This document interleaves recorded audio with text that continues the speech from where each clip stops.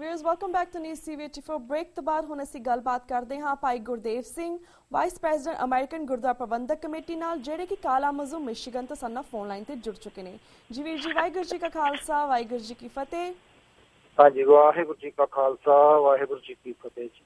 ਭਾਈ ਸਾਹਿਬ, ਜਾਣਕਾਰ ਸੂਤਰਾਂ ਅਨੁਸਾਰ ਅਕਾਲ ਤਖਤ ਦੇ ਜਥੇਦਾਰ ਵੱਲੋਂ ਸੁਖਵੀਰ ਬਾਦਲ ਦੇ ਆਦੇਸ਼ ਤੇ ਨਾਨਕਸ਼ਾਹੀ ਕੈਲੰਡਰ ਦਾ ਮੁਕੰਮਲ ਤੌਰ ਤੇ ਭੋਗ ਪਾ ਕੇ ਹਿੰਦੂ ਕੈਲੰਡਰ ਦੁਬਾਰਾ ਲਾਗੂ ਕਰਨ ਦੀਆਂ ਤਿਆਰੀਆਂ ਹੋ ਰਹੀਆਂ ਨੇ। ਇਸ ਬਾਰੇ ਤੁਸੀਂ ਕੀ ਵਿਚਾਰ ਰੱਖਦੇ ਹੋ? ਇਹ ਜਾਣਕਾਰੀ ਦਿਓ ਸਭ ਤੋਂ ਪਹਿਲਾਂ।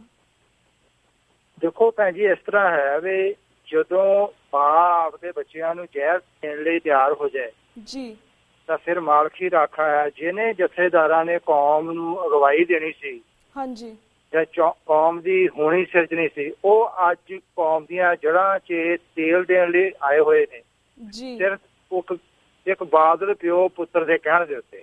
ਹਾਂਜੀ, ਸੋ ਇਹ ਤਾਂ ਸਿੱਖ ਕੌਮ ਨੂੰ ਇਸ ਤਰ੍ਹਾਂ ਬੜਾ ਮਜ਼ਬੂਤ ਹੋ ਕੇ ਖੜਨਾ ਪਵੇਗਾ, ਨਹੀਂ ਤਾਂ ਆਉਣ ਵਾਲੀਆਂ ਪੀੜ੍ਹੀਆਂ ਲਈ ਅਸੀਂ ਵੀ ਜਵਾਬ ਦੇ ਹੋਵਾਂਗੇ। ਇਹ ਜਥੇਦਾਰ ਜਾਂ ਫਸਲ ਪਰਿਵਾਰ ਤਾਂ ਹੋਵੇਗਾ ਹੀ, ਜਾਂ ਸੰਤ ਸਮਾਜ, ਪਰ ਅਸੀਂ ਵੀ ਇਸ ਗੱਲ ਲਈ ਜਵਾਬ ਦੇ ਹੋਵਾਂਗੇ। ਅਸੀਂ ਆਪ ਦਾ ਬਣਦਾ ਯੋਗਦਾਨ ਪਾਇਆ ਜੀ ਜੀ। ਤੇ ਵੀਰ ਜੀ, ਜਿਸ ਤਰ੍ਹਾਂ ਇਹ ਵੀ ਦੱਸੋ, ਜਦੋਂ ਅਗਰ ਪੰਜਾਬ ਦੇ ਵਿੱਚ ਲਾਗੂ ਹੋ ਜਾਂਦਾ ਨਾਨਕਸ਼ਾਹੀ ਕੈਲੰਡਰ, ਪਰ ਦੁਨੀਆ ਭਰ ਦੇ ਬਾਕੀ ਸਿੱਖ ਨੇ ਉਹ ਨਾਨਕਸ਼ਾਹੀ ਕੈਲੰਡਰ ਨੂੰ ਮੰਨਦੇ ਨੇ, ਪਰ ਪੰਜਾਬ ਵਿੱਚ ਅਗਰ ਹਿੰਦੂ ਕੈਲੰਡਰ ਲਾਗੂ ਹੋ ਜਾਂਦਾ ਹੈ ਤਾਂ ਕੀ ਡਿਫਰੈਂਸ ਹੋਏਗਾ ਸਿੱਖ ਕਮਿਊਨਿਟੀ ਲਈ? ਇਹ ਵੀ ਜਾਣਕਾਰੀ ਦਿਓ। ਦੇਖੋ, ਜਿਹੜਾ ਡਾਇਸਪੋਰਾ ਸਿੱਖ ਹਿੰਦੁਸਤਾਨ ਦੀ ਧਰਤੀ ਤੋਂ ਬਾਹਰ ਬੈਠਾ ਜੀ, ਉਹਨੇ ਜੇ ਨਾ ਤਾਂ ਪਹਿਲਾਂ ਮੰਨਿਆ ਇਸ ਗੱਲ ਨੂੰ ਜੀ, ਉਹਨਾਂ ਪਹਿਲਾਂ ਵੀ ਮੂਲ ਨਾਨਕਸ਼ਾਹੀ ਕੈਲੰਡਰ ਨੂੰ ਮੰਨਿਆ ਹੈ ਤੇ ਹੁਣ ਵੀ ਮੰਨੇਗਾ। ਹਾਂਜੀ, ਤੇ ਸਾਨੂੰ ਮੰਨਣਾ ਚਾਹੀਦਾ ਵੀ ਹੈ। ਇਹਦੇ ਲਈ ਸਾਨੂੰ ਬੜੀਆਂ ਬੜੀਆਂ ਕਾਨਫਰੰਸ ਕਾਲਜ ਕਰਨੀਆਂ ਚਾਹੀਦੀਆਂ ਨੇ, ਕਨਵੈਨਸ਼ਨ ਵਗੈਰਾ ਕਰਨੀਆਂ ਚਾਹੀਦੀਆਂ ਨੇ, ਔਰ ਜਿੰਨੇ ਡਾਇਸਪੋਰਾ ਸਿੱਖ ਹਿੰਦੁਸਤਾਨ ਦੀ ਧਰਤੀ ਤੋਂ ਬਾਹਰ ਬੈਠੇ ਨੇ ਉਹਨਾਂ ਨੂੰ ਚਾਹੀਦਾ ਕਿ ਇਹਦੇ ਲਈ ਆਪ ਦੀਆਂ ਬਕਾਇਦਾ ਕਮੇਟੀਆਂ, ਗੁਰਦੁਆਰੇ ਦੀਆਂ ਕਮੇਟੀਆਂ ਨੂੰ ਆਰਗੇਨਾਈਜ਼ ਕੀਤਾ ਜਾਵੇ ਤੇ ਪ੍ਰੈਸ਼ਰਾਈਜ਼ ਕੀਤਾ ਜਾਵੇ, ਨਹੀਂ ਤਾਂ ਬਹੁਤ ਮੰਦਭਾਗੀ ਘਟਨਾ ਹੈ। ਮੈਂ ਬੜੀ ਇਸ ਗੱਲ ਦੀ ਹੈਰਾਨੀ ਹੁੰਦੀ ਆ ਜੀ ਕਿ ਸਾਡੀ ਕੌਮ ਨੂੰ ਪਤਾ ਹੋਣ ਦੇ ਬਾਵਜੂਦ ਵੀ ਇਹ ਜਥੇਦਾਰ ਜਿਹੜੇ ਆ ਬਾਦਲਾਂ ਦੀ ਕਠਪੁਤਲੀ ਆ, ਹਾਂਜੀ, ਤੇ ਅਸੀਂ ਅਕਾਲ ਤਖਤ ਦਾ ਸਤਿਕਾਰ ਕਰਦੇ ਆ, ਇਹਨੂੰ ਸਾਨੂੰ ਕਿੰਨਾ ਮਿਸਯੂਜ਼ ਕਰ ਰਹੇ ਨੇ ਇਹ ਬਾਦਲ ਪਿਓ ਪੁੱਤਰ ਜੀ। ਸਾਨੂੰ ਇਹ ਕਦੋਂ ਅਵੇਅਰਨੈਸ ਆਏਗੀ, ਜਾਂ ਇਹਦਾ ਕੀ ਹੱਲ ਹੋਣਾ ਚਾਹੀਦਾ ਕਿ ਅਸੀਂ ਇਸ ਚੀਜ਼ ਤੋਂ, ਇਸ ਡਰ ਤੋਂ, ਜਾਂ ਕੌਮ ਨੂੰ ਕਿਵੇਂ ਹੋਰ ਅਵੇਅਰ ਕੀਤਾ ਜਾਵੇ ਵੀ ਭਾਈ ਇਹ ਕਿਵੇਂ ਸਾਡੇ ਲਈ ਮੰਨਣਾ ਜ਼ਰੂਰੀ ਹੈ ਜਾਂ ਨਹੀਂ ਮੰਨਣਾ ਜ਼ਰੂਰੀ ਹੈ। ਹਾਂਜੀ, ਸੋ ਇਹ ਕਿਵੇਂ ਕੌਮ ਨੂੰ ਜਵਾਬ ਦੇ ਹੋਣਗੇ ਜੀ। ਕਈ ਵਾਰੀ ਕੌਮ ਨੇ, ਪੰਥ ਨੇ ਬੈਠ ਕੇ, ਜਦੋਂ ਕਈ ਵਾਰੀ ਆਪਣੇ ਸਿੱਖ ਇਤਿਹਾਸ 'ਚ ਗੱਲ ਆਉਂਦੀ ਵੀ ਗੁਰੂ ਸਾਹਿਬ ਰੋਜ਼ ਉਪਦੇਸ਼ ਕਰਦੇ ਸਨ ਵੀ ਕਿਸੇ ਸਿੱਖ ਨੇ ਪੀਰ ਫਕੀਰ ਦੀ ਜਗ੍ਹਾ ਤੇ ਸਿਰ ਨਹੀਂ ਨਿਭਾਉਣਾ ਜੀ। ਜਦੋਂ ਨਾ ਕਦੀ ਪੀਰ ਨਿਭਾਇਆ ਤੇ ਸਿੱਖਾਂ ਨੇ ਸਵਾਲ ਕਰਤਾ ਵੀ ਪਾਤਸ਼ਾਹ ਆਪ ਜੀ ਰੋਜ਼ ਸਾਨੂੰ ਪ੍ਰਚਾਰ ਦਿਓ, ਆਪ ਪੀਰ ਨਿਭਾਤਾ ਕਿਉਂ ਹੋਇਆ? ਤੇ ਪਾਤਸ਼ਾਹ ਨੇ ਕਿਹਾ ਵੀ ਭਾਈ ਮੈਂ ਦੇਖ ਲਿਆ ਮੇਰੇ ਸਿੱਖ ਜੋ ਮੈਂ ਕਹਿੰਦਾ ਉਹ ਤੇ ਅਮਲ ਵੀ ਕਰਦੇ ਨੇ। ਕੀ ਅੱਜ ਅਕਾਲ ਤਖਤ ਦੇ ਜਥੇਦਾਰ ਜਿਹੜੇ ਬਿਲਕੁਲ ਉਹਨਾਂ ਦੇ ਨੌਕਰ ਜਾਂ ਉਹਨਾਂ ਦੇ ਕਠਪੁਤਲੀ ਬਣੇ ਹੋਏ ਨੇ, ਹਾਂਜੀ, ਇਸ ਕੌਮ ਨੂੰ ਸਾਰੀ ਨੂੰ ਅਗਵਾ ਕਰ ਰਹੇ ਨੇ, ਮਿਸਗਾਈਡ ਕਰ ਰਹੇ ਨੇ। ਸਾਨੂੰ ਇਹਦਾ ਕੀ ਹੱਲ ਕਰਨੇ ਚਾਹੀਦੇ? ਇਹਦੇ ਵਿੱਚ ਸਾਨੂੰ ਵੱਡੇ ਉਪਰਾਲੇ ਰੰਭਣ ਦੀ ਲੋੜ ਹੈ ਇੱਥੇ ਤੇ। ਜੀ ਬਿਲਕੁਲ ਬਿਲਕੁਲ।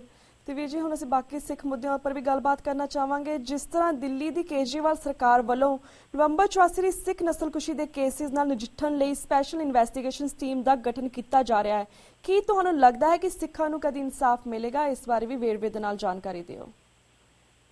ਦੇਖੋ ਜੀ, ਕੇਜਰੀਵਾਲ ਨੂੰ ਮੈਂ ਚੰਗੀ ਗੱਲ ਆ ਜੋ ਕਰ ਰਿਹਾ ਆ, ਪਰ ਉਹਨੂੰ ਤਾਂ ਆਪ ਦੀ ਸਰਕਾਰ ਦੇ ਲਾਲੇ ਪਏ ਹੋਏ ਨੇ।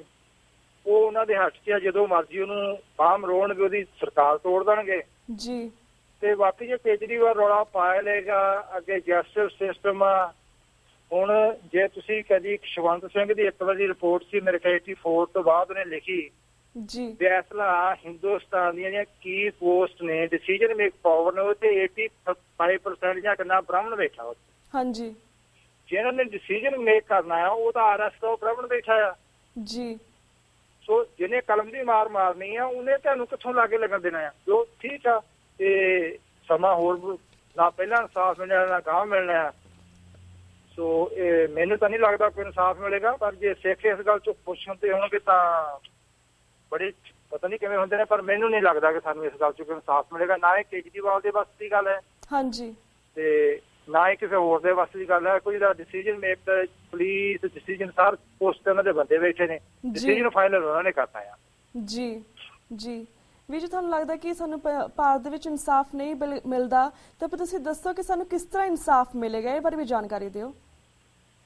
ਦੇਖੋ, ਸਾਨੂੰ ਇਹ ਆ ਵੀ ਇੰਟਰਨੈਸ਼ਨਲ ਲੈਵਲ ਤੇ ਸਾਨੂੰ ਆਪਦੀ ਅਪਰੋਚ ਕਰਨੀ ਚਾਹੀਦੀ ਆ, ਜਿਵੇਂ ਸਾਡੀਆਂ ਆਰਗੇਨਾਈਜੇਸ਼ਨਾਂ ਇੰਗਲੈਂਡ ਤੇ ਅਮਰੀਕਾ ਨਵੀਂ ਜੁਗਤਾ ਜੀ, ਤੇ ਇਹਨਾਂ ਨੂੰ ਆਪਦਾ ਜਿਹੜੇ ਨਵੇਂ ਸਾਡੇ ਇੱਥੇ ਦੇ ਬੱਚੇ ਨੇ ਜਿਹੜੇ ਸਿਸਟਮ ਨੂੰ ਸਮਝਦੇ ਨੇ, ਹਾਂਜੀ, ਅਸੀਂ ਬਾਹਰ ਆਪਣੀ ਅਪਰੋਚ ਕਿਵੇਂ ਕਰਨੀ ਆ। ਅੱਜ ਜੇ ਇਜ਼ਰਾਈਲ ਦੀ ਸਲਾਮਤੀ ਆ ਤੇ ਉਹ ਬਾਹਰ ਅਮਰੀਕਾ ਬੈਠੇ ਜਾਂ ਬਾਹਰ ਬੈਠੇ ਯਹੂਦੀ ਦੇ ਸਿਰ ਤੇ ਆ ਜੀ। ਸੋ ਸਾਨੂੰ ਉਹਨਾਂ ਤੋਂ ਇਹ ਲੈਸਨ ਲੈਣਾ ਚਾਹੀਦਾ ਕਿ ਅਸੀਂ ਇੱਥੇ ਕੰਮ ਕਿਵੇਂ ਕਰ ਸਕਦੇ ਹਾਂ ਰਲ ਕੇ। ਹਾਂਜੀ, ਠੀਕ ਹੈ। ਜਿਹੜੀਆਂ ਸਾਡੇ ਜਥੇਬੰਦੀਆਂ ਜਿਹੜਾ ਘੋੜਾ ਵਧਾ ਨਹੀਂ ਸਕਦੀਆਂ, ਘੋੜੇ ਨੂੰ ਤੋੜ ਛੱਡਿਆ, ਜਿਹੜੀ ਖਾਲਿਸਤਾਨ ਦੀ ਗੱਲ ਕਰਦੀਆਂ ਨੇ ਆਰਗੇਨਾਈਜੇਸ਼ਨਾਂ, ਉਹ ਉਹਨਾਂ ਤੇ ਅਸੀਂ ਵਾਰੇ ਜਾਂਦੇ ਆ ਜੀ। ਪਰ ਜਿਹੜੇ ਇੱਥੋਂ ਦੀ ਸਾਡੀ ਜਨਰੇਸ਼ਨ, ਸਾਨੂੰ ਆਪਦੇ ਬੱਚਿਆਂ ਨੂੰ ਦੱਸਣਾ ਚਾਹੀਦਾ ਵੀ ਭਾਈ ਸਿੱਖ ਕੌਮ ਦਾ ਇਸ ਤੋਂ ਬਿਨਾਂ ਗੁਜ਼ਾਰਾ ਨਹੀਂ। ਸਾਨੂੰ ਜਿੰਨਾ ਵੀ ਡਾਇਸਪੋਰਾ ਸਿੱਖਿਆ ਉਹਨੂੰ ਵੱਧ ਤੋਂ ਵੱਧ ਆਪਣਾ ਇਸ ਪਾਸੇ ਧਿਆਨ ਦੇਣ ਦੀ ਲੋੜ ਹੈ। ਬਿਲਕੁਲ, ਸੋ ਕਿ ਅਸੀਂ ਆਪ ਦੀ ਹੋਣੀ ਨੂੰ ਸਿਰਜ ਸਕੀਏ। ਗੁਰੂ ਕਿਰਪਾ ਕਰੇ, ਕਿਉਂਕਿ ਖਾਲਿਸਤਾਨ ਤੋਂ ਬਿਨਾਂ ਸਿੱਖਾਂ ਦਾ ਗੁਜ਼ਾਰਾ ਨਹੀਂ ਜੀ। ਜੀ, ਤੇ ਵੀਰ ਜੀ, ਜਿਸ ਤਰ੍ਹਾਂ ਸਾਡਾ ਨਾ ਇਨਸਾਫ ਹੋਇਆ ਹੈ, ਕਾਫੀ ਸਾਡੀ ਜਿਹੜੀ ਸਿੱਖ ਕਮਿਊਨਿਟੀ ਬਾਹਰ ਦੇ ਦੇਸ਼ਾਂ ਦੇ ਵਿੱਚ, ਸਪੈਸ਼ਲੀ ਇਨ ਅਮਰੀਕਾ, ਕੈਨੇਡਾ ਦੇ ਵਿੱਚ, ਕਾਫੀ ਸਾਡੀ ਜਿਹੜੀ ਯੰਗ ਜਨਰੇਸ਼ਨ ਨੇ, ਬੱਚੇ ਨੇ, ਉਹਨਾਂ ਨੂੰ ਪਤਾ ਨਹੀਂ ਕਿ ਸਾਡੇ ਨਾਲ ਪੰਜਾਬ ਦੇ ਵਿੱਚ ਜਾਂ ਸਾਡੇ ਨਾਲ ਇੰਡੀਆ ਦੇ ਵਿੱਚ ਕੀ ਵਾਪਰਿਆ ਸੀ। ਕਿ ਇਸ ਬਾਰੇ ਤੁਹਾਨੂੰ ਲੱਗਦਾ ਕਿ ਸਾਨੂੰ ਗੁਰਦੁਆਰਿਆਂ ਦੇ ਵਿੱਚ ਗੱਲਬਾਤ ਕਰਨੀ ਚਾਹੀਦੀ ਹੈ? ਦੇਖੋ, ਜਿੱਥੇ ਤੱਕ ਗੁਰਦੁਆਰਾ ਪੰਥਕ ਕਮੇਟੀ ਹੈਗੀਆਂ ਨੇ, ਪੰਥਕ ਸੋਚ ਵਾਲੀਆਂ, ਉਹ ਤਾਂ ਕਰਦੇ ਵੀ ਨਹੀਂ ਤੇ ਕਰਨੀਆਂ ਚਾਹੀਦੀਆਂ ਵੀ, ਹੋਰ ਬਣਾਉਣੇ ਚਾਹੀਦੇ ਆ। ਹਾਂਜੀ, ਪਰ ਮੈਂ ਇਹ ਸੋਚਦਾ ਕਿ ਜਿੱਥੇ ਵੀ ਸਾਨੂੰ ਸਿੱਖ ਬੈਠੇ ਆ ਨਾ, ਜਿੰਨੇ ਵੀ ਕੋਈ 5-10 ਬੈਠੇ ਆ, ਬੱਚਿਆਂ ਲਈ ਨਵੇਂ ਕੈਂਪ ਆਰਗੇਨਾਈਜ਼ ਕੀਤੇ ਜਾਣ ਜੀ, ਜਿਹਦੇ ਵਿੱਚ ਸਾਨੂੰ ਗੁਰਮਤ ਦੇ ਨਾਲ ਜੋੜਨਾ ਤੇ ਸਾਡੇ ਨਾਲ ਇਤਿਹਾਸ ਦੇ ਨਾਲ 84 ਸਾਨੂੰ ਸਾਰਾ ਉਹਨਾਂ ਬਾਰੇ ਜਾਣੂ ਕਰਾਉਣਾ ਚਾਹੀਦਾ ਜੀ। ਇਹ ਬੜੀ ਅਸੀਂ ਕੈਂਪ ਆਰਗੇਨਾਈਜ਼ ਕਰਦੇ ਹਾਂ ਇੱਥੇ ਯੂਨਾਈਟਿਡ ਸਿੱਖ ਨਾਲ ਰਲ ਕੇ ਕਲਾਮੁਜ਼ ਦੇ ਵਿੱਚ। ਹਾਂਜੀ, ਬੱਚਿਆਂ ਨੂੰ ਪਤਾ ਨਹੀਂ ਹੁੰਦਾ, ਜਦੋਂ 84 ਬਾਰੇ ਬੱਚਿਆਂ ਨੂੰ ਦੱਸੀਦਾ, ਇੱਕ ਵਾਰੀ ਮੈਨੂੰ ਯਾਦ ਆ ਕਿ ਬੱਚੇ ਜਿਵੇਂ 4-5 ਘੰਟੇ ਬੈਠੇ ਰੋਂਦੇ ਰਹੇ ਵੀ ਵਾਕਈ ਸਾਡੇ ਨਾਲ ਇਹ ਹੋਇਆ, ਸਾਨੂੰ ਤਾਂ ਪਤਾ ਹੀ ਨਹੀਂ ਸੀਗਾ ਜੀ। ਬਿਲਕੁਲ ਜੀ, ਸਾਨੂੰ ਇਹ ਕੋਸ਼ਿਸ਼ ਕਰਨੀ ਚਾਹੀਦੀ ਸਿੱਖਾਂ ਨੂੰ, ਜਿਹੜੀ ਸਾਡੀਆਂ ਕਮੇਟੀਆਂ ਨੇ ਉਹ ਪੰਥਕ ਸੋਚ ਵਾਲੀਆਂ ਹੋਣ। ਹਾਂਜੀ, ਤੇ ਉਹਨਾਂ ਨੂੰ ਕਮੇਟੀਆਂ ਨੂੰ ਇਹ ਚਾਹੀਦਾ ਕਿ ਗੁਰਦੁਆਰਿਆਂ ਦੀ ਜਿਹੜੀ ਅਸੀਂ ਕਈ ਵਾਰੀ ਸਾਡੇ ਰੈਗੂਲਰ ਦੀਵਾਨ ਚੱਲਦੇ ਆ, ਬਹੁਤਾ ਜ਼ਿਆਦਾ ਅਸੀਂ ਉਹਨੂੰ ਇੰਟਰਪਟ ਨਹੀਂ ਕਰ ਸਕਦੇ।